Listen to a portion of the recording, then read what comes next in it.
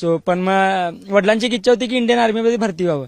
पण माझ्या दादाला माझ्या PSI व्हायचं होतं. मग पप्पांचं स्वप्न पूर्ण करायसाठी दादानं स्वतःचं स्वप्न बाजूला ठेवलं आणि आर्मी एअर डिफेन्समध्ये शिपाई म्हणून भरती झाला. आता तो सध्या नाईक म्हणून काम करतोय.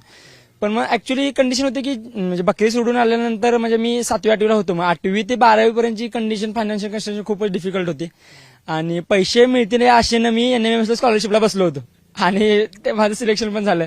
मग त्याच वर्षी मला ते 24,000ची स्कॉलरशिप मिळाली. मग ती स्कॉलरशिप मी कॉलेजला फर्स्ट इयरला असताना हॉस्टेलची फी भरली.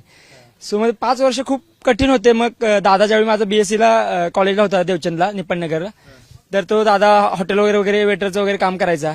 सो त्याने स्वतःचे फायनान्शियल मॅनेज केले. पण मग दादा एकदा भरती झाल्यानंतर मग फायनान्शियल रिस्पॉन्सिबिलिटी दादावर शिफ्ट झाली आणि मी म्हणजे 2017मध्ये सेकंड इयरला काय फर्स्ट इयरला असताना दादाचा भरती झाला.